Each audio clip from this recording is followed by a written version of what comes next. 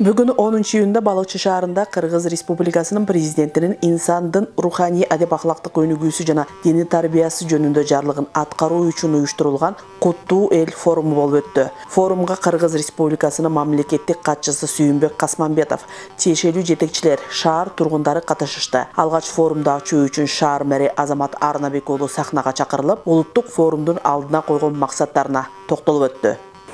Бул улуттук форум Kırgız elinin nasilin kийинки муунга жеткирүү, жаштарды патриоттулукка үндөө, өнүккөн заманга улуттук баалуулуктарды, салт санааны сактоо менен кадам таштоо максатында уюштурулуп келе жатканы баарыбызга маалым. Kırgız elinin nark nasilin kийинки муунга жеткирүү, жаштарды патриоттулукка үндөө, өнүккөн заманга улуттук баалуулуктарды, салт сананы сактоо менен кадам таштоо максатында уюштурулуп келе жаткан бул форумдун иши мындан ары да улантылып, өз максаттарынын үстүндө тиешелүү иштер аткарыла берилерин мамлекеттик катчы белгиледи.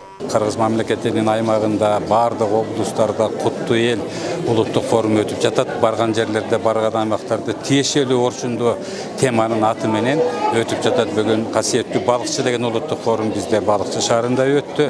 Эң эле негизги максаты калкыбызды, элибизди өзөгүндө кайтарып, өздүгүбүздү билип, ким экенибизди таңазалап, журтубузга, жаштарыбызга ушул иш-чараны өткөрүп келе жатабыз. Биз бул 2 мартабы өлкөнү айланып өткөрүп баратабыз. Куттуу эл улуттук форуму мындан аркы уландысы Нарын шаарында болот, Тогуз-Тара районунда болот, бүгүн эле түштөн кийин Чолпон Ата шаарында болот. Мына ушундай элдердин чогулушу менен, жыйыны менен биз президент Садыр Жапаров кол койгон идеологиялык жааттагы 12 указды ишке ашыруунун алкагында ушундай иш-чаралар өтүп атат. Касиеттүү балыкчы форуму менен удаалаш Кыргыз Республикасынын маданиятына эмгек сиңирген ишмер, манасчы, төкмө акын Сапарбек Касманбетовдун 90 жылдыгына карата шаардык борборлоштурулган Китепкарада Сапарбек Касманбетовдун бюстунун ачылышы болду.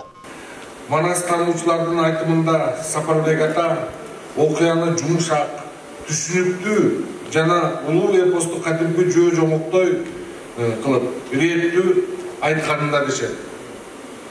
Манасты манас кылып турган кудуреттүү, касиеттүү сыр дал ушул манасчылык өнөрдүн маңызын айтып, аны калың журтка жеткизе билүүсүндө болду.